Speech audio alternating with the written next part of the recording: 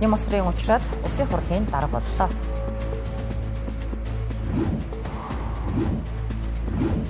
Монгол улсад Оросын албаны улсын банк орж ирвэл эдийн засгийн хоргийн нөлөө орж ирж магадгүй.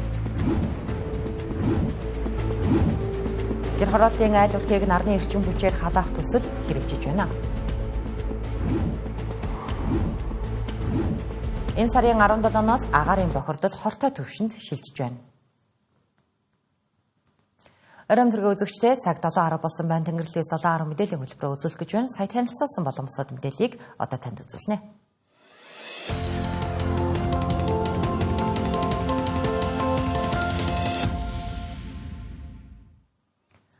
5 хоногийн өмнө Монгол Ардын намын даргаар сонгогдсон учраас өнөөдөр улсын хурлын дарга боллоо. За хэдий арчилсан намынхны зүгээс аль нэг намын дарга улсын хурлыг даргаалах нь учир дутагдaltaй гэж үзэн эсэргүүцэж байсан ч энэ нь эрх баригчдад хамаагүй байлаа. Улмаар улсын хурлын чуулганд оролцсон гишүүдийн 82.5% нь дэмжиж санал өгснөөр учрал улсын хурлын дарга болсон юм а. Монгол Ардын нам 4 өдрийн туршид чуулсны эцэст даргаач сонгож, нам доторх албан тушаалын томилгоонуудаач хийж тусгасан. За ингэхдээ байнгын ажиллагаатай парламентын үйл ажиллагааг гацааж өнгөрсөн 3 өдрийн туршид төрийн ордонд үзэгдээвгүй. Харин өнөө өглөөгөнд Монгол Ардын намын өдөрдох зөвлөл, улсын хурал дахь Монгол Ардын намын бүлэг ээлжид бусаар хуралдаж, шинэхэн дарга учрлаа улсын хурлын даргад нэр дэвшүүлэхээр санал нэгдэж, золмаар улсын хурал руу оруулж ирсэн юм а. Улсын хурлын тухай хуулийн 19 дугаар бүлэг баха. Зааснаар улсын хурлд олонхийг бүрдүүлж байгаа нам улсын хурлын даргад нэр дэвшүүлнэ. Улсын хурлын даргыг сонгох процесс анги оргоор ордгоо. Мөн одоо улсын хурлын даргыг сонгоход хилцүүлэг явагдахгүй. Улсын хурлын даргын асуудлыг гишүүд олонхороо хуралдаанд оролцсон гишүүдийн олонхоор шийдвэрлэдэг ийм хуультай. Энэ хуулийн дагуу өнөөдөр улсын хурлын даргын асуудал парламентаар хэлцэгдэхээр болж байна. Эрх баригч намын энэ шийдвэрийг сөрөг хүчин эсэргүүцэж байгаа юм. Учир нь улсын хурлын дарга нам бус байх ёстой гэж тэд үзэж байна. Зэн агуулгаараа улсын хурлыг даргалах хүн намын дарга хийх нь битгийхэл намаасаа төдөлцдөг байх агуулга бүхий хуулийн төслийг боловсруулад байгаа. За гэсэн чинь улсын хурлын дэд дарга Бат Эрдэнэ энэ хуулийн төслийг өргөн мэдүүлэх тов өгөхгүй байсаар өдийг хүрчээ. За ингээд ардчилсан намынхан арга буюу өнөөдрийн чуулганы дундуур хуулийн төслөө өргөн мэдүүллээ. Нэгэнт улсын хурлын дарга та өргөн барих бололцоо олохгүй байгаа учраас Тэмүүжин гишүүнийг энэ хуулийн төслөө та Тэмүүжин гишүүн болоод Тэмүүжин гишүүний хуулийг дэмжиж гаргаж зурсан гишүүдийн төлөөллийг яг одоо улсын хурлын даргад энэ хуулийн төслөө гардуулж өгөөч өргөн бариач гэж хүсэж байна. Танд бас хүлээж авахгүй байх эрх бас байхгүй.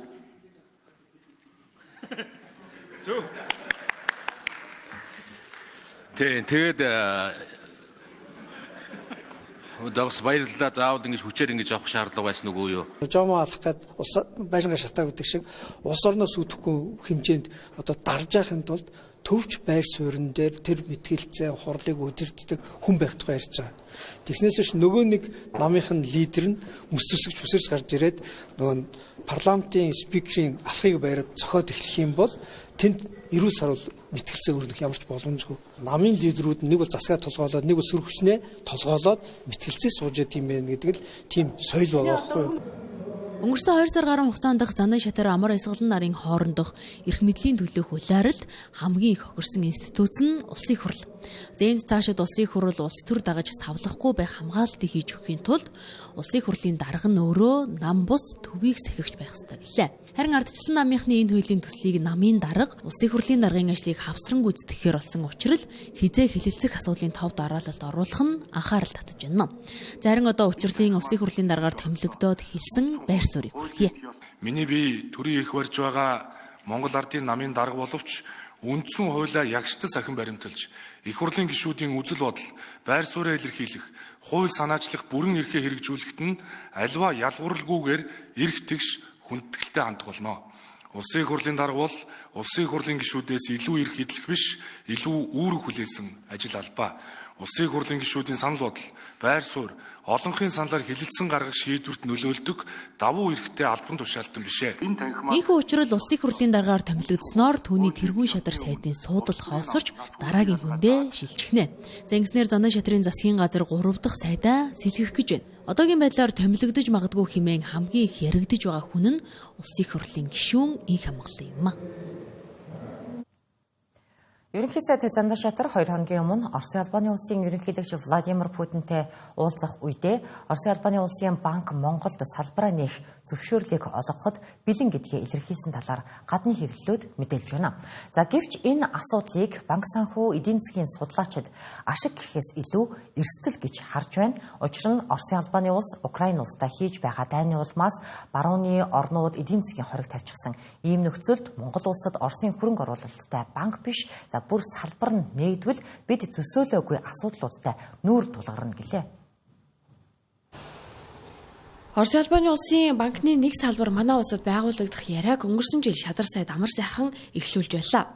За үүнийг тайлбарлахдаа Оросын албаны улсын зарим банк санхүүгийн байгууллага хоригт орсноос болж манайхаас хийгдэж байгаа бензин шатхууны төлбөр тооцоолол удаашралтай болсон.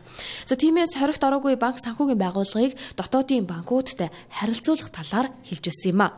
За тухайд харилцах төдийхнөр гэж эхэлсэн яриа пүлпт нэг салбар болоод хувирчихлаа. Эдийн засгийн хориг арга хэмжээ гэдэг маань ерөнхийдөө одоо тухайн улсад орж ирж байгаа санхүү хөрөнгө оруулалтын урсгалыг таслах зорилготой за эдийн засгт тодорхой одоо дарамт шалт үзүүлэх бодлогыг бид нар эдийн засгийн хориг арга хэмжээ гэж байгаа шүү дээ. Тийм ээ Оросын холбооны улс ч гэсэн өөрөө одоо бас эдийн засгийн хориг арга хэмжээнд орсон байгаа учраас гадаад төлбөр тооцооны сувгийг нэмэгдүүлэхийг зорж байгаа нь одоо ойлгомжтой байх. Гэхдээ энээс илүү Монголын үндэсний эдийн засгийн аюулгүй байдал гэдэг нь бол амар нэг асуудал байна. За сая шатхууны хомсдол үүсэх үед нөөцлөх сав байхгүй гэж байсан.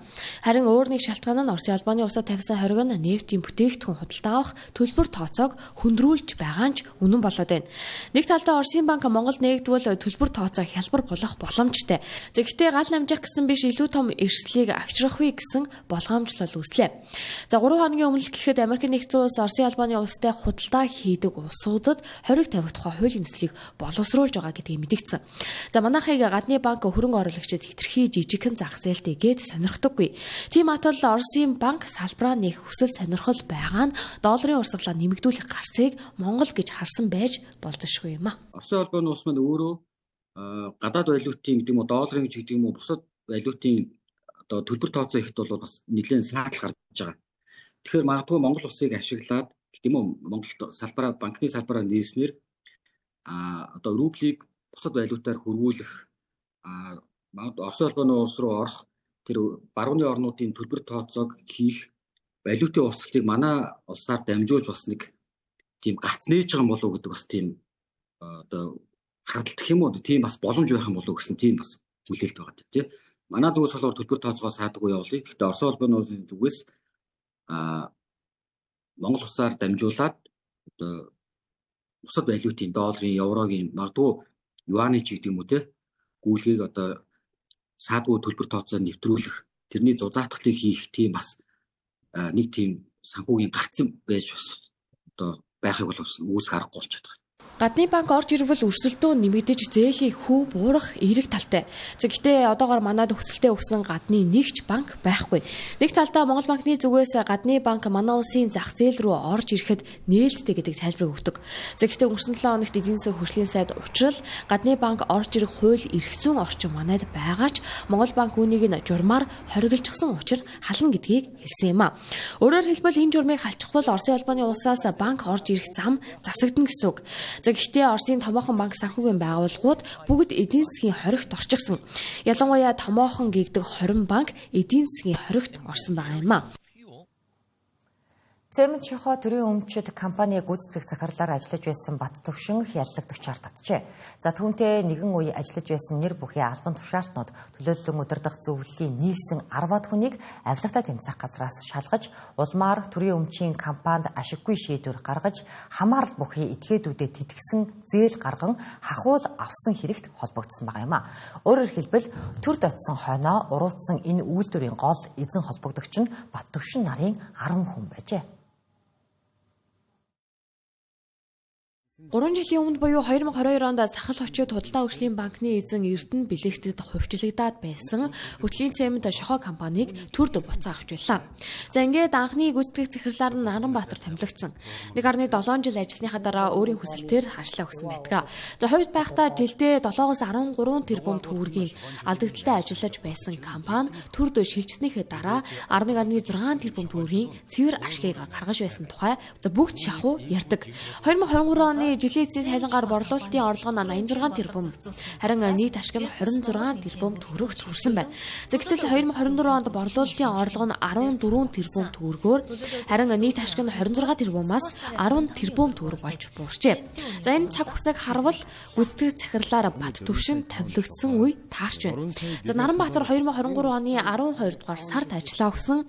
Үүнээс 2 сарын дараа буюу 2024 оны 2 дугаар сарын 9-нд бат түвшин томилогджээ. За өөрөөр хэлэх юм бол ашиг нь буурсан цаг хугацаанд бат түвшин гүйцэтгэх захирлаар нь ажилласан гэсэн үг. За энэ ашиг буурсан нь үйлдвэрлэлийн хэмжээ багассантай холбоотой. 2023 онд 250 мянган тонн цемент үйлдвэрлэж байсан бол дараа жил нь буюу 2024 онд 20 мянган тонноор буурсан.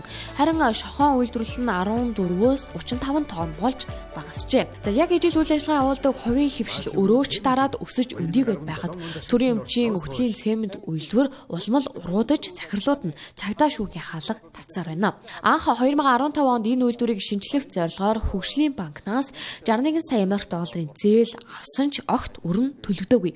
Одоо энэ үрийн хэмжээ 450 тэрбум төгрөгт хүрээд байна. За гэтэл яг ижил цаг хугацаанд хөгжлийн банкнаас 126.6 тэрбум төгрөгийн зээл авсан Монцемент компани 8 жилийн дотор авсан зээлээ бүрэн барагдуулж, за эргэн төлөхтөө 2 дахин нуулж 260.2 тэрбум төгрөгийг төлөөд байгаа юм а. За өөрөөр хэлбэл цемент шохоо компанийн эрх бүхий албан тушаалтнууд нь албан тушаалын байдлаа уруулан ашиглаж бүтээгдэхүүнийг зах зээлийн үнээр худалдан авах эргэн аж ахуй нэгж байсаар байхад холбогдох хууль журмыг элтэд зөрчин өөрсдийн хамаарал бүхий этгээд аж ахуй нэгж хуулийн этгээдэд зээлээр олгон өөртөө болон бусдад давуу байдал үзүүлж хахуул авсан нь тогтоогдчиход байгаа нь энэ компани өөдөлж дээшлээгүй нэг шалтгаан болж байна. Үе нутгийн иргэдийн эсэргүүцэлтэй нүүр тулж байс хийгээд л зогсдог халзан бүрэгтэй төсөл үнэхээр байгаль орчинд сөрөг нөлөөтэй юу? Эрсдэл бие эсэх талаар 2 сарын өмнө сонсгол зохион байгуулагдсан. За өнөөдөр энэ сонсголын тайланг Улсын хурлын холбогдох байнгын хоруудын хамтарсан хуралдаанаар хэлэлцлээ. Уул уурхайн чиглэлээр үйл ажиллагаа явуулж байгаа гадна дотны компаниуд нутгийн иргэдтэй зөрчилд өгдөгөө. Халзан бүрэгтэй төслийн хувьд ч ялгаагүй. Өнгөрсөн жилийн үдий төслийн талбайд нутгийн 1000 гаруй иргэд цуглаж эсэргүүцлээ илэрхийлж байсан. За эндээс үүдэж халзан бүрэгтийн асуудлаар нээлттэй сонсгол зохион байгуулагдсан. Энэ сонсголоос гол гэж хэлж болохоор үндсэн 3 дүгнэлт гарчээ. Эхнийх нь халзан бүрэгтэйг ураны төсөл гэж андуурч байгаа явдалд иргэдийг мэдээлэлжүүлэх шаардлагатай гэх дүгнэлт юм. За газрын хавар элементийг ураантай хольж ойлгож болохгүй гэлээ. Харин хоёр дахь дүгнэлт нь одоо хайгуулын шатандаа явж байгаа энэ төслийг олборлолт нь эхэлсэн мэтэр ойлгож 5 хөлтэй хураг 2 толгойтой ишигтэй холбох нь өрөөсгөлгөх дүгнэлт юм. Харин 3 дахь дүгнэлт нь төр тусгай зөвшөөрөл олгоод л орхих биш, хувийн хөвшил иргэд хоёрыг холбож ажиллах ёстой гэх дүгнэлт юм. Төр зөвшөөрөл өгсөн гэд хувийн хвшлээ шууд иргэнтэй нүүр тулуулдаг энэ байдлыг л байлуулах хэрэгтэй. Төр өөрөө яах гэж байгаа, төр өөрөө дунд нь цэвэр зохицуулт хийх үүрэгтэй гэсэн. Иргэдэд их зөв ойлголтыг л өгөх зайлшгүй шаардлага байгаад байгаа юм. Ямар нэгэн байдлаар одоо жишээлбэл иргэдэд очиод энэ бол одоо ингээд уран юмаа гэдэг ингээд буруу ойлголтыг өгөөд төсөл хэрэгжүүлэгч бол иргэдийн дунд ингээд үл ойлголцол хорч чатантаа үүсээд заримдаа одоо тэмцэл хэлбэрийн илдвэр хүртэл шилжээд хүний эрх зөрчигдөх байдал хүртэл ингээд орсон юм үрдэнгүүд бол муу үрдэнгүүд бол өнгөрсөн хугацаанд гарсан. Эсний хэрэглээ болон бусад нөлөөлийн мэдээллийг зөв болгож иж иргэдэд мэдээлэл хүргэх гэхээр мэдээллийн нөгөө эцсийн хувилбар гараагүй байгаа учраас хангалттай яг үнэн зөв мэдээлэл очихгүй байгаа гэж энэ төслөөс бол харагдаж байгаа. Яг төсөл хэрэгжүүлэгч яг ямар юм менежмент баримтлах вэ гэхээр яг малчин иргэд буюу нөлөөлийн бүс байгаа иргэд багийн иргэдэд тулж очиод ингээд ганцаарчилсан асуулга авч нөгөө суур мэдээллүүдийг өөрсөндөө бас бэлдэх хэрэгтэй. Ашиг малтамтын хайгуулын үе шат бол 10-аас 15 жил үргэлжилдэг. Энийний дараа олборлолт руу шилждэг. Олборлолт руу шилжихийн тулд тухайн нутагт буюу Ховд аймгийн Мянгат суманд дид бүтцийн бас өндөр шаардлага тавигданаа. Өөр бас зөндөө тээвэр логистикийн асуудлууд гараад ирнэ. Тэгэхээр энэ төслийг ямартайч одоо цааш нь хайгуулын ажлыг нь үргэлжлүүлэх гэсэн дүгнэлт энэ тайлан дээр гарч ирсэн байгаад бол баяртай байна. Халзан бүрэгтэй төслийн эдийн засгийн үр өгөөж нэгч технологийн судалгааг орхигдуулж болохгүй, нэрийвчлэх шаардлагатай гэлээ. Учир нь төслийн талбай хар ус нураас 17 км, ховд голоос 12 км зайтай байрлаж байгаа нь анхаарах ёстой асуудал гэдгийг гишүүдэлж байлаа. За нөгөөтэйгөр энэ асуудал салбар яг ямар байр суурьтай байгаа нь тодорхой биш байна. Өмнөх сонсгол дээр салбарын сайд Дамжин нэм гадаадд томилолттой байсан бол за энэ удаач мөн гадаадд явж тарлаа.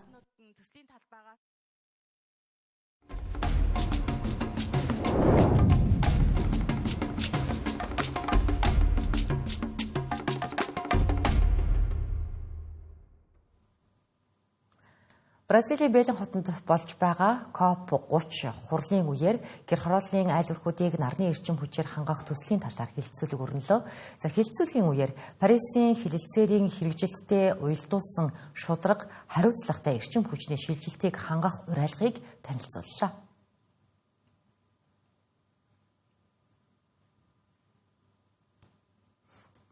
6% гэр хороолол бүрдүүлж байна. Монголд агаарын бохирдол нас баралтын шалтгааны 5 дугаарт ордог. Тиймээс нүүрсний янданг багасгах шаардлага бидэнд тулгараад байна. Улаанбаатар хотын захиргаа нэгдсэн үндэсний байгууллагын хөгжлийн агентлагтай хамтран Улаанбаатар хотын гэр хороолол дахь айл өрхүүдийн нүүрсэн зуухыг нарны хавтангийн халаагураар солих төслийг хэрэгжүүлж байна. Нэгдсэн үндэсний байгууллага 2024 онд 60 гаруй айл өрхөд туршилт хийсний үр дүнд хэрэгжих боломжтой гэсэн үр дүн гарсан учраас энэ жилээс бүгд Хятад ард улсын хөгжлийн агентлагийн 2.5 сая Америк долларын санхүүжилтээр энэ төслийг албан ёсоор эхлүүлээд байна.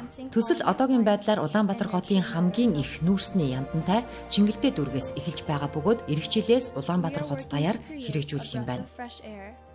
За тэгээд энэ жилээс эхлээд Чингэлтэй дүүргийн хувьд бол яг энэ төслийг бодитоогоор эхлүүлэх эхний хөрөнгө оруулалтыг тодорхой хэмжээний хөрөнгө гаргаад энэ ажил маань эхэлсэн. Одоо энэ жилд Чингэлтэй дүүргийн 80 айл дээр энэ нарны панелыг суулгах ажил маань ингээд удахгүй дуусна. За тэгээ эх жил харин энэхүү одоо төслөө өргөжүүлээд нийтдээ 500 орчим айл дээр суулгахаар ингээд төлөвлөж байгаа. Тэгээ энэхүү төслийн маань гол онцлог нь бол зөвхөн ингээд өмнөх олон жилүүдэд хэрэгжиж байдаг тэр нэг удаагийн ингээд нэг хийгээд орхих биш, хамгийн гол нь олон улсын зах зээл дээр карбон кредитэд зарж бодлуулж ашиг олж түүгээрээ бас санхүүжүүлээд явах юм төсөл байгаа. Тэгээд сая бас энэ нэгдсэн үндэсний байгууллагын энэ COP30 гэдэг энэ Бразилд болж байгаа арга хэмжээний хүү төслийн танилцуулга амжилттай хийгээд туслаа.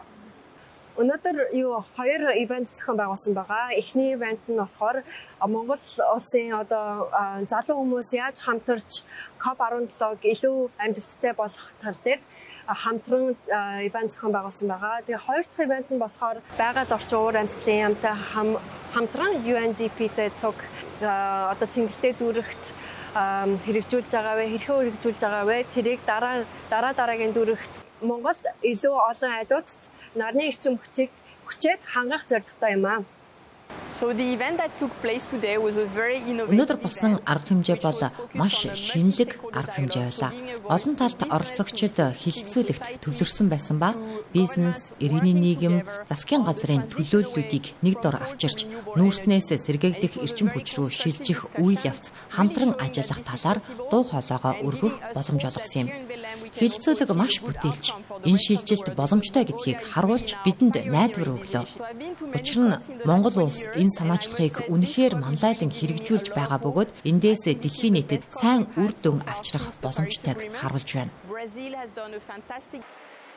Монгол улс дэлхийн нийтэд 2030 он хүртэл хүлэмжийнхээ ялгарлыг 22.7%-аар бууруулах амлалт өгсөн. Энэ зорилгодоо хүрэхийн тулд нүүрснээс шударга, шийдэмдийн хэлбэрээр татгалзах, цэвэр эрчим хүчний хөрөнгө оруулалтыг эрчимжүүлэх, байгаль орчны засаглалыг бэхжүүлэх шаардлагатай. Гэсэн ч бодит байдал дээр нүүрснээс татгалзсан ч адилхан хүлэмжийнхээ ялгаруулдаг хийн түлш рүү шилжих шийдвэрүүд гаргаж байгаа нь хачиргалтай. Монгол улс бол 2030 он гэхэд эрчим хүчнийхээ 30%-ийг сэрэгт эрчим хүчнээс авна гэдэг зорилго тавьсан байгаа. Гэхдээ одоогоор бол 10-аас бага хувиар сэрэгт эрчим хүч эрчим хүчний их усрээр эзэлж байна. Тэгээд COP30 буюу уур амьсгалын өөрчлөлийн 30 дахь олон талтай бага хурал дээр бол сэрэгт эрчим хүчний төслийг дэмжиж байна гэсэн байр суурийг бол айгүй хүчтэй илэрхийлсэн.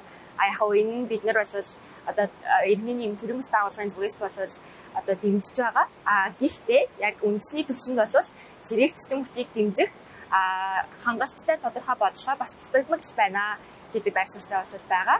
Яагаад гэвэл шударга эрчим хүчний шилжилтийн төлөвлөгөө боловсруулж байгаа гэж хэлж байгаа ч гэсэн яг хүссэн дээрээ буух юм бол агаарын бохирдлыг бууруулах эрчим хүчний сааруулах бодлого одоогоор ямар ч уялдаа холбоогүй мөн сэргээртэг эрчим хүчийг дэмжих биш хийн түвшийг дэмжих аястай сүүлийн хэдэн саруудад төрөөс бодлого гарч ирж яригдж байгаа болохоор би тэгэхэд одоо яг энэ олон улсын түвшинд өгж байгаа сэргээртэг эрчим хүчийг дэмжээ гэдэг тэр амлалтаа яг хүссэн дээрээ буулгаж бас үндэсний бодлого болгооч гэдэг тийм шаардлага бол иргэний нийгмийн зүгээс тавьж байна.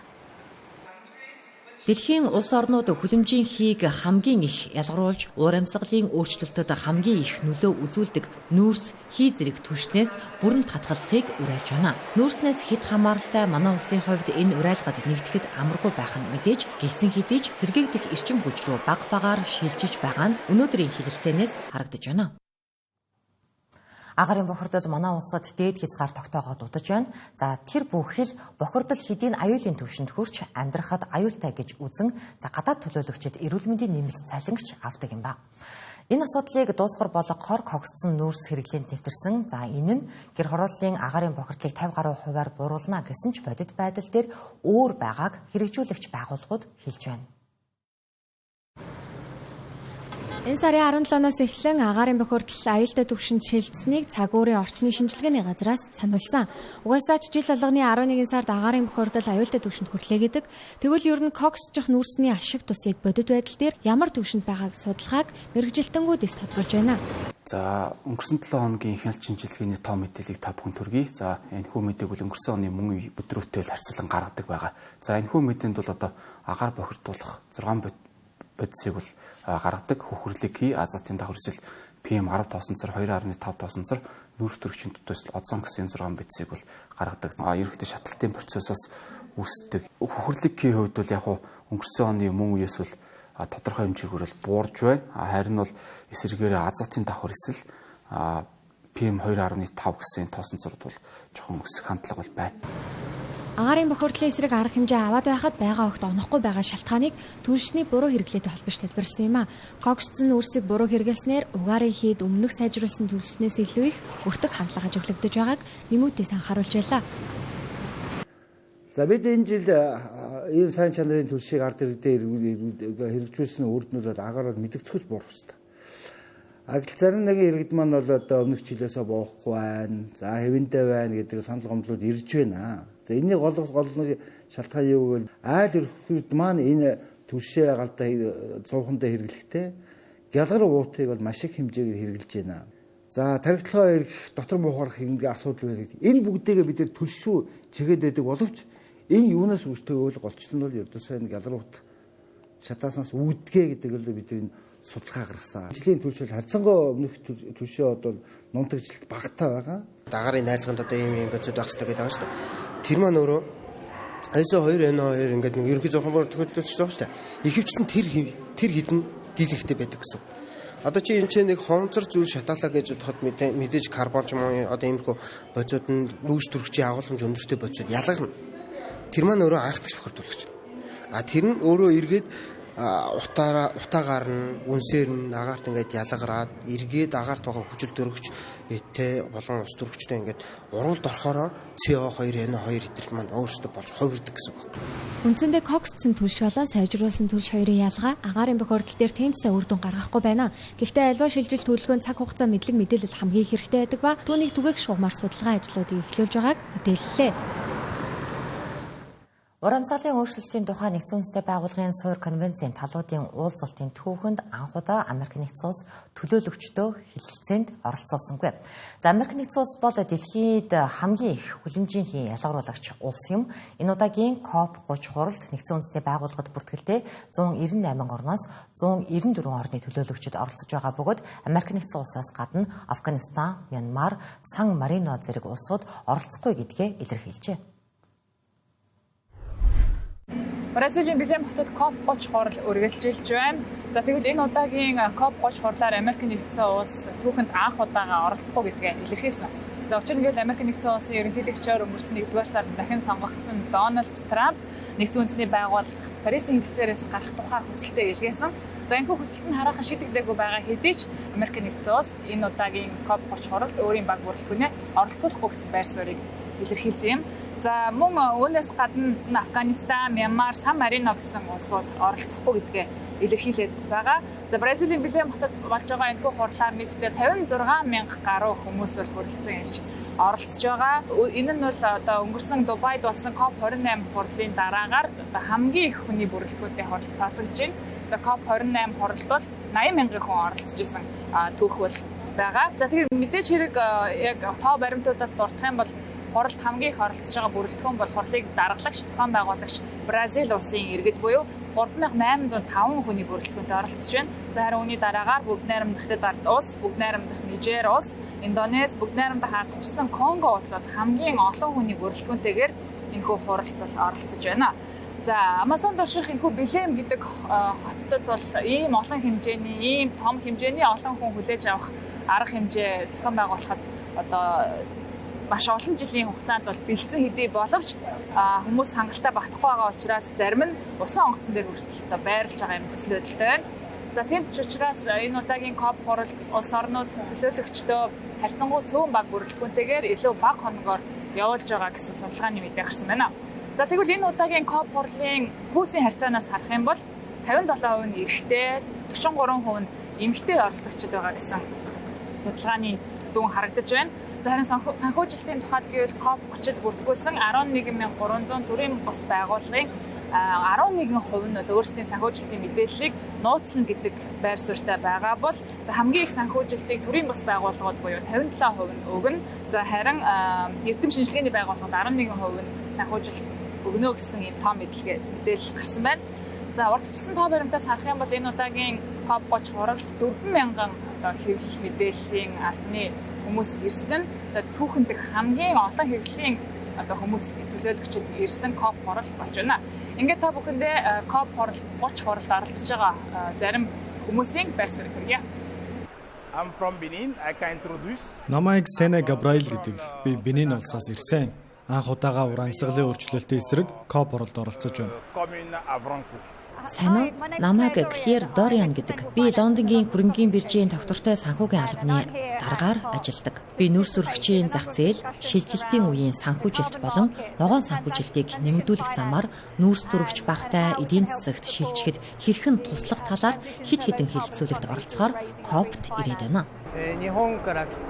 Сайн байна уу? Намайг Морито Горо гэдэг. Би Японы байгаль орчны яам болон ховийн хвшлийнхний гаргаж байгаа Жапан павильонд ажиллахын тулд 40 цаг онгоцоор нисэж ирлээ. Сайн уу? Намайг Ишвэн Бергау гэдэг. Би Германы байгаль орчны хамгаалтыг ажилладаг. Би энэ дэлхийн ойг хамгаалтыг ойлгохоор ирсэн. Намайг Герман Седайка гэдэг. Би Танзаны Того нийгэмлэг гэж нэрлэдэг уугуул иргэдээс гаралтай. Хойд Танзанийн Аруша хэмээх хойд манай Того Хайзагийн уугуул иргэд хойд амьдардаг гэдгийг оймоод онгод нагшин байглаа хамгаалan тасан зогсож амьдардаг гэдгийг хүмүүс мэдгэдэхийн тулд би энд ирсэн юм а. Сайн бацгаана уу? Би бол Action Aid Бразилд ажилладаг Эрика Девио байна. Би энэ удаагийн илтгэлдээ шудраг шилжилт нь арьс өнгөөр ялгуурлан гадуурхах феминист агроэкологийн эсрэг байх ёстой гэдгийг хэлэхээр ирсэн. Баярлалаа. За энэ жилийн COP30 хурал Бразилийн Белем хот буюу Амазоны бүс нутагт оршдог гэдэг утгаараа хамгийн их уугуул иргэд оролцож байна. За нийтдээ 2500 гаруй Амазоны уугуул иргэд энэ COP30 хуралд оролцож байна. За тэд өнгөрсөн хагас өдөр байгаль орчны уур амьсгалын өөрчлөлтийн эсрэг тэмцэгч иргэний нийгмийн байгууллагууд болон маш олон хүмүүсийг уриалсан 70,000-уулаа цуглаж жагсаалыг хийсэн байгаа. За энэхүү жагсаалаар тэд Амазонд газрын тос олборлохыг зогсоо, байгаль орчноо хамгаалъя, дэлхийн нийт шатах ашигтмал талаас татгалзъя гэсэн уриалгыг хэлж байсан юм а. Нийслэл өвлжилтийн бэлтгэлээ базааж чадаагүй байна. Хүйтний ам наашилж, газар хөлтөгтэй зэрэгцэн, дулааны шугам өргөтөхөөр газар шорооны ажил эхлүүлж, оршин суугчдыг цочролд оруулж байна. Газар хөлтчихсэн, дээр нь орон сууцны дулаан нэгэнд тавигдчихсан энэ үед өргөтгөл хийгдэнэ гэжээ. Баянзүрх дүүргийн 43 дугаар хорооны нутаг дэвсгэр дэх 91-93 дугаар байрны орчимд газар шорооны ажил эхлүүлсэнд оршин суугчид нь бухимдалтай байна. Тодорхойлбол 92 дугаар байрны оршин суугчдаас дулаан хангалтгүй байна гэсэн гомдол ирүүлсэн учраас нийслэлийн орон сууцны корпорациас зэрэгэлдэх 91-р байрнаас дулаан холболт авахаар ийхүү газар шорооны ажлыг эхлүүлсэн байгаа юм. Гэхдээ энэ тухайд зэрэгэлдэх 91-р байрны сөөх болон оршин суугчдад урдчилж мэдэгдэлгүй ямар ч зураг төсөл харуулалгүй ажлаа гүйцэтгэсэн учраас тэд ийхүү бухимдахад хүрчээ.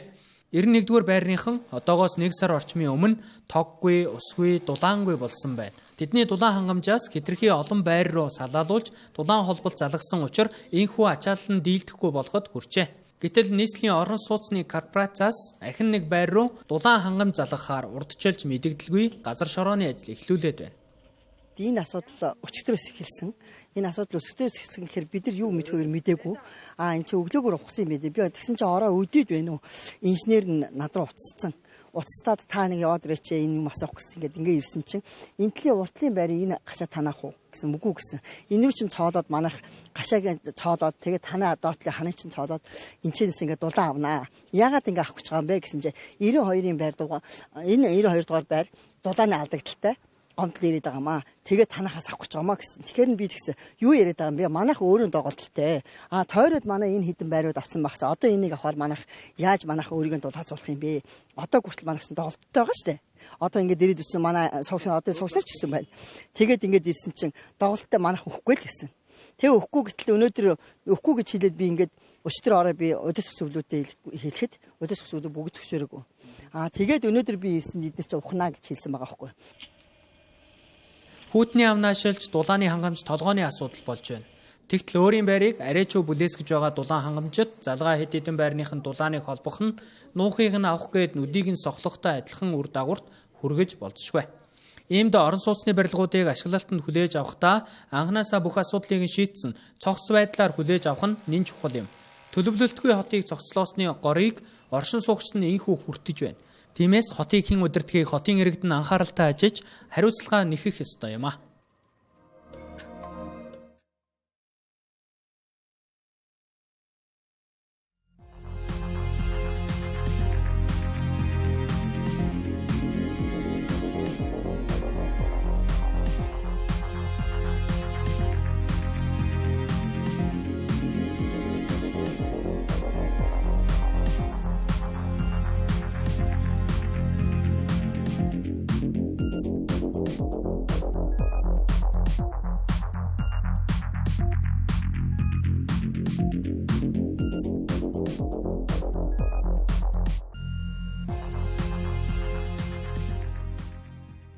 Үзэгчдээ Тэнгэрлэгний 7 мэдээллийн хөтөлбөрийг үзэж байна. Хичээлийн шинэ жил эхлэхдээ зэрэгцээд эхэлсэн нийслэл болон боловсролын яам хоёрын хэрүүл тасраагүй байна. Энэ онд нийслэлд 39 сургууль цэцэрлэг ашиглалтанд орсон ч 12 сургууль, 8 цэцэрлэг нь тоног төхөөрөмж сандалж ирээгүй учраас сурагчдаа хүлээн авч чадахгүй байгаа юм. Өнөөдрийн хүртэл шинэ барилгууд хоосон хിവэр байгаа тухай нийслэлийн удирдлагууд мэдээлэл хийлээ. Жишээлбэл ерөнхий боловсролын 15 дугаар сургууль 920 хүүхдийн багтаамжтайж 2800 хүүхэд суралцж байна. Сурагчид нь багтахгүй учраас 7 жилийн хугацаанд стандартын шаардлага хангаагүй түрээсийн байранд хичээлжээ. За өнгөрсөн оноос эхэлсэн өргөтгөлийн ажил нь одоо дууссан ч ширээ сандал лабораторийн тохиолдолд нь хийгдээгүй учраас сурагчдаа хүлээн авч чадахгүй байгаа юм. За тус өргөтгөлийн барилгад 28 ангийн 1600 сурагчийг хүлээн авах ёстой юм байна. За тэгээд ерөнхийдөө бол сургууль маань ингээд ерөнхийдөө яг одоо ингээд хүүхдэд хүлээж авахд бол ингээд бэлэн болчоод ширээ сандлын асуудлаа ингээд хүлээгдээд ингээд байж байгаа. Ер нь бол тий. Тэгээ ширээ сандал ер нь бол 28 ангиас ер нь бол манай сургууль одоо ингээд нөөц боломжоо шавхаад 3 ангийн ширээ сандал бол гарах боломжтой. За ингээд үлдсэн 25 ангийн ширээ сандлаа бид нэг хүлээгээд ингээд байж байна. 9 сарын 3-нд сая 2025 оны 9 сарын 3-нд бид нар манай сургуулийн зүгээс дүүргийн боловсролын хилцээрээ дамжуулаад яамд ингээд бас алтан бичиг хүргэлсэн байгаа. Ширээ сандлыг хүсээд Нисхийн 178 дугаар сургуулийн өргөтгөлд 5 ангийн ширээ сандал дутуу, Сонгон архин дүүргийн 62 дугаар сургуулийн 13 анги нь ширээ сандал байна.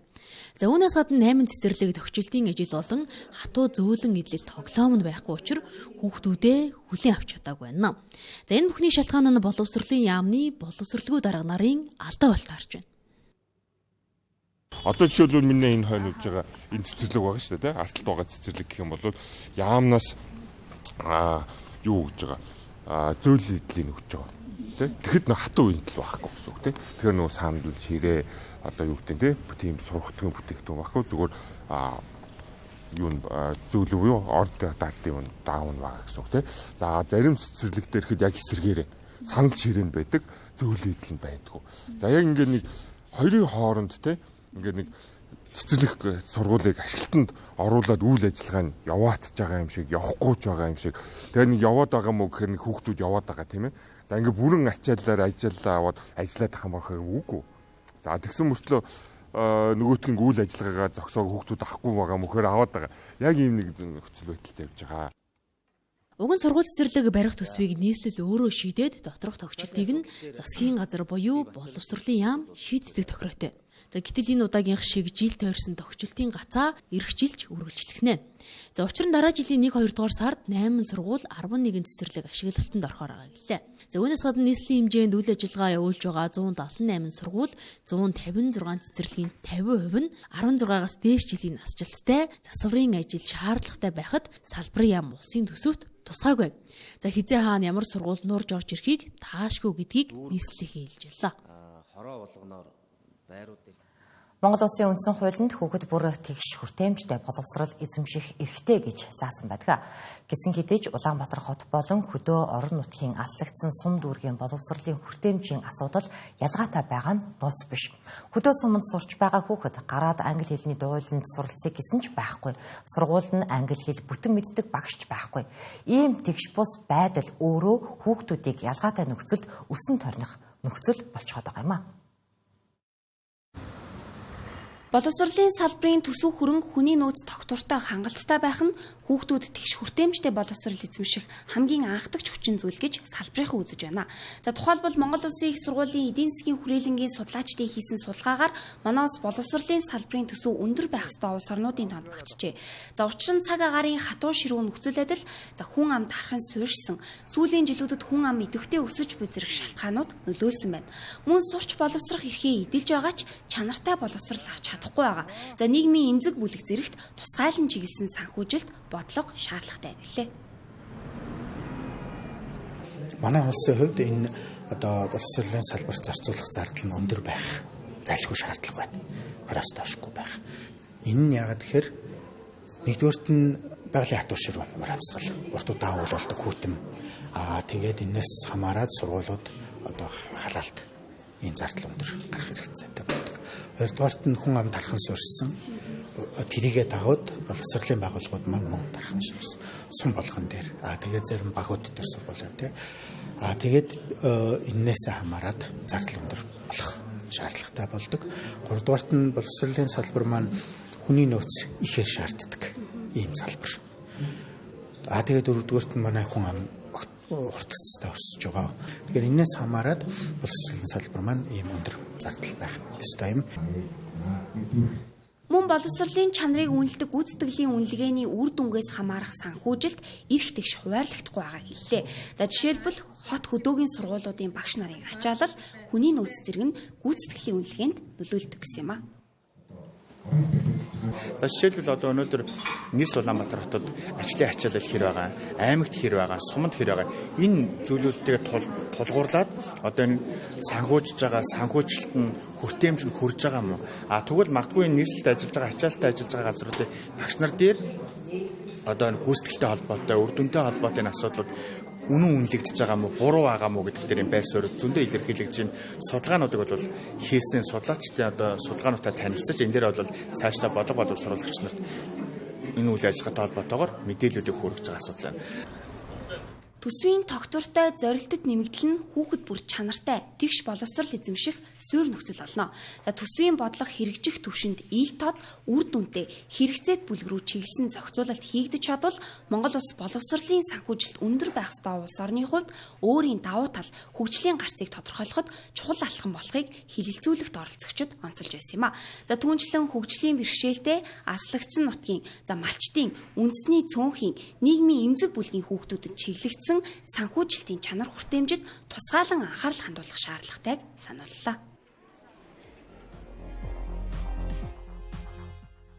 Гэмт хэрэг ердөө 17 бүртгэгдэж байсан бол энэ онд 10,000 хүрчээ.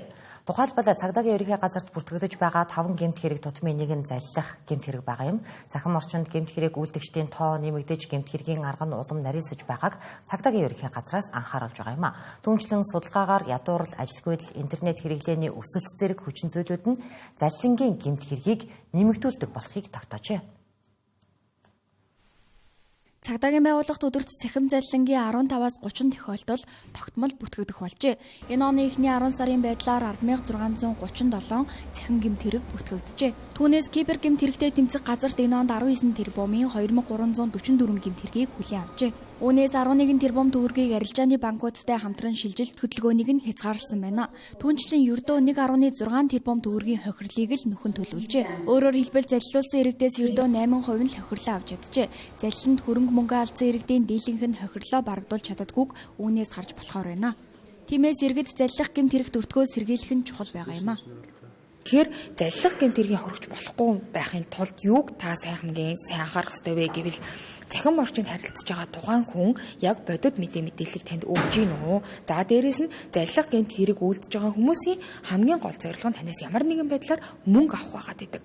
Тэгэхээр одоо жишээ нь Telegram заллингийн хувьд те өөрөө даалгавар биелүүл цалинтай болох гэж байгаа ирнэ өөрөө л бус руу мөнгө шилжүүлээд байна гэдг нь өөрөө заллах гэмт хэргийн шинж байгаад байгаа байхгүй юу. Сүлжээний луваар орон сууцны заллин цахим худалдаа зэргээр хязгаарлагдаж байсан заллах гэмт хэргийн төрөлж эрс нэмэгдсэн гэлээ. Тухайлбал цахим роман, зөв залгамжлын, хандивын, хакер, коин, криптовалют, суглаа визний нийгэм халамжийн өмчлөх эрхийн гих мэтчлэн заллин түгээмэл байгаа юм а. Тэр дундаа маш бага гүйтэй барьцаагүй баталгаадаа зээл болгон гих агуулгатай мэдээллийг иргэдэд тараагаад холбогдсон иргэдээс зээлийн шимтгэл нэрээр мөнгө авдаг байна. Банкны нэр барьцаалах луваарч гарчээ. Тодорхойлбол банкнаас холбогдож байна гэх агуулгаар яриад хувийн мэдээллийг нь авна. Улмаар банкны аппликейшн руу нэвтэрч дансандах мөнгийг нь заллиж байна. Түүнээс гадна та аздан боллоо суглаан тожлоо гэх агуулгаар иргэдтэй холбогдож хожсон үнийн дүнгийн нь 10% авах, бусдын захим хаягийг хакердж нэвтрээд ойр дотныхноос нь мөнгө цуглуулах, бусдын зураг мэдээллийг ашиглан хандив цуглуулах зэрэг гэмт хэрэг хамгийн түгээмэл үйлдэгдэж байгааг мэргэжилтнүүд анхааруулж байна. Гэмт хэрэг өртөж байгаа этгээдүүдийн судалгаа. Тэнд харахад ер нь нэгэн захин усаас нэг өсвөр үеийнхэн ялангуяа 25-аас 35 нас хүртэлх залуучууд өртөх магадлал хамгийн өндөр. Яг бол тэд нар илүү өөр насныхнууд илүү захинд нэвтрэх, захин орчинд амьдраад ажиллаж сурцсан учраас тэдэрт хамгийн өртөх магадлал. Тэр нөхдүүдийн өртөлт нь өөрөө бус дагуулад өөрийнхөө ойр дотн гэр бүлтэй ер нь бол аюулын харан зогч чинь. Яг тэгвэл хороонд ирж байгаа өргөдлүүдийн л асуудлууд нь аав ээж нь үе эмээдгээ хохирогдсон. Монгол банкны өнгөрсөн онд хийсэн судалгаагаар иргэдийн боловсролын түвшинг 10%-аар нэмэгдүүлэхэд заллах гэмт хэргийн гаралт 3.1%-аар буурдаг гэсэн дүгнэлт гарсан байдаг. Өөрөөр хэлбэл боловсролын түвшин өсөх тусам хүмүүсийн мэдээлэл нэгтлэх чадвар, санхүүгийн хариуцлага нэмэгдэж, заллинд өртөх эрсдэл буурдаг байна. Түүнчлэн санхүүгийн зохицуулах хороо цагдаагийн ерөнхий газартай хамтран хашир бай мэдээллийн нөлөөллийн аяныг эхлүүлж байгаа юм. Тус аяны хүрээнд 2030 он гэхэд заллах хэргийг 3 дахин бууруулахыг зорьжээ. Тэнгэрлэг зулан крипто эмээний зүгээс санаачлан Монголын блокчейн крипто зах зээлийн хамгийн том цугларалт Улаанбаатар блокчейн 7 хоногийг эх 7 хоногт буюу 11-р сарын 24-өөс 28-ны өдрүүдэд зохион байгуулах гэж байна. Энэ арга хэмжээний туршид хакатон, сургалт, эрдэм шинжилгээний хурал, уулзалт гээд 10 гаруй арга хэмжээ зохион байгуулагдана. Тагцын зүгээс ажлын өдөр бүр 14 цагаас нийгэм улс төр, эдийн засаг, олон улсын харилцаа, технологийн салбарын хамгийн чухал асуудлыг хөндөг салбарын экспертүүдийн байр суурийг өргөдөг билээ. Харин эх 7 хоногт Улаанбаатар блокчейн вики хүрээнд 3 тусгай хэлэлцүүлгийг крипто салбарын экспертүүдийн хамтаар зохион байгуулах болно. Бид блокчейнд суурилсан цахим мэтэвч Монголын биржүүдийн өмнө тулгамдж байгаа асуудлууд, цахим мөнгөний ирээдүй ба стейблкойн гэсэн 3 сэдвийг хөндөж байна. Манай улсын хувьд крипто валютын арилжааг зохицуулахдаа биржүүдэд гол хяналт тавих шаардлагуудыг тусгасан байдаг. Тиймээс энэ салбарын хамгийн гол тоглогчдын нэг бол яахын аргагүй биржүүд мөн. Ийм арилжааны урсгалыг хянаж төсөл гаргагчдаа хамгийн ойр ажиллаж байгаа тэдний байр суурийг сонсох нь зөв хэрэг юм а. Түүнчлэн олон улсын томоохон байгууллагууд крипто салбарт гол анхаарлаа хандуулж байгаагийн цааш шалтгаан нь стейблкойн. Өндөр ханшны савлгаатай coin token-ы бус стейблкойныг төлбөрийн системд ашигласнаар шимтгэлийг хэдэн 100 дахин бууруулах боломжтой. Жишээ нь Solana блокчейний гүйлгээний шимтгэл ердөө тэг 100 мянганы $25 байдаг. Тиймээс энэ технологиг олон улсын төлбөр тооцоонд өргөнөөр ашиглах боломжийг хөгжүүлэгчид эрэлхийлсээр байгаамаа. Stablecoin гэдэг нь нэгийг харьцах нь нэг буюу тогтвортой ханшийн савлгаа маш бага coin-ыг хэлдэг. Өөрөөр хэлбэл төгрөгтөө хослуулсан stablecoin байнга нэг төгрөгтөө тэнцүү байна гэсэн үг. Улаанбаатар блокчейн арга хэмжээнд салбарын гол тоглогчид, төсөл хэрэгжүүлэгчид, веб 3 хөгжүүлэгчид, шийдвэр гаргагч, бодлого боловсруулагчид нэгэн дор цуглаж цаашдын чиг хандлага, экосистемийн хөгжил төслүүдийн нөхцөл байдлын талаар хэлэлцэх болно. Бүх арга хэмжээнүүд үн төлбөргүй байх бөгөөд та бүхэн урьдчилан бүртгүүлж нэвтрэх хэрэгэ баталгаажуулах боломжтой. Тэнгэрлэгч орой мэдээг үзүүллээ. Хамтаж анхаарлаа хандуулсан танд баярлалаа.